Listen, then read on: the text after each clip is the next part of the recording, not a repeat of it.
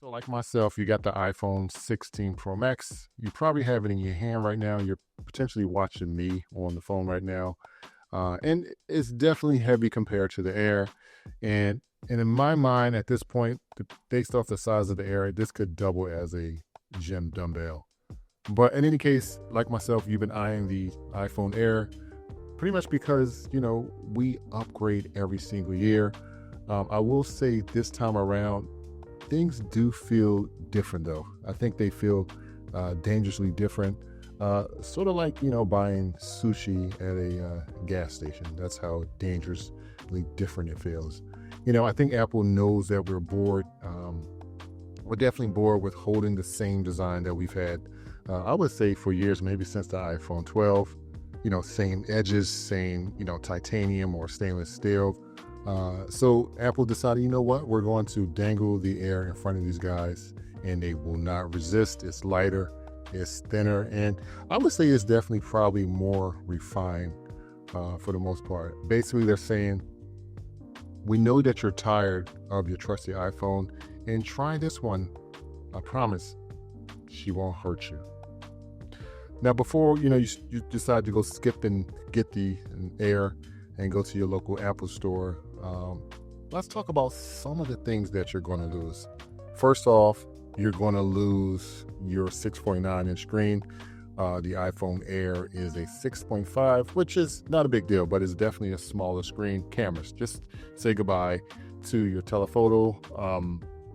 No more zooming, so you can't zoom in to see what your neighbor is cooking. Pretty much no more 5x zoom. And then battery life, you should probably think of the battery life less of a marathon and more of a 5K run or race. And pretty much any of the pro camera features, they're all gone. So macro, spatial, and pro raw photos are all gone. So I feel like your phone is going from pro to no. Anyway, probably a bad dad joke, but it rhymes. In any case, but I will say all is not bad. There are some things that you're going to gain.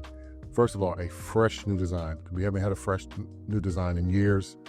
So thinner, lighter, probably almost like you're not holding anything in your hand. Comfort. I think, particularly how I hold my phone, your pinky will not send you any more hate emails. A big one, status symbol. You're going to go to work, I guess Monday, because they come available this Friday. And no one's going to have this phone except you. You're going to go to school. No one's going to have this phone except you. So definitely a status symbol. You're going to get a brighter screen. So you're going to go from 2,000 nits to 3,000 nits. Basically, the screen is, to some extent, a built-in flashlight. And they kind of talked about this a lot at the keynote. Tougher glass. You're going to get Ceramic Shield 2.0, which is going to be better for scratches and drops. So if you do drop your phone, you should be okay.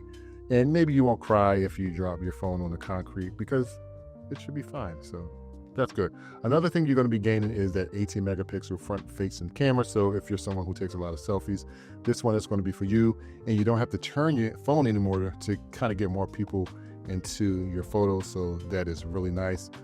Nothing to write home about, but you can now record and you can record dual capture. So you can record with the back camera and the front camera. So if you're at your kid's recital, you'll get your kid, and then on the front camera, you'll get yourself look confused because you don't know what the heck you're doing with the camera itself. So the bigger question is this going to be a massive adjustment? If you're someone who relies on your 5x zoom and a giant battery, then this downgrade is going to hit harder than you actually dropping your phone. You're going to probably return the phone for the most part because you're not going to be able to deal with it. Otherwise, just make sure you keep close to your return window. But if you're craving something new, something fresh, something light, then this might be what you're waiting for. I would say think of it in terms of if you have a Ford Explorer, you're trading it for a Mach-E. So that's the big difference. But the question is, what is it going to be? Are you going to keep your iPhone 16 Pro Max, or are you going to trade it in for the iPhone Air, which is slimmer and lighter, and pretty much lose a lot of the pro features? It's definitely something to think about. I do wonder if Apple is laughing at us, knowing we're still going to buy it. Like these idiots, they're still going to buy it. I mean, I think it's a great device, but definitely the Pro has more features and it costs around the same price. Otherwise, drop your thoughts in the comment section below.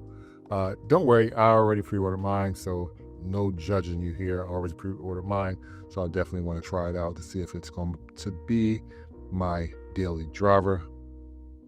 Otherwise, I really appreciate you guys watching, and I will talk to you guys in the next one. Later. Bye-bye.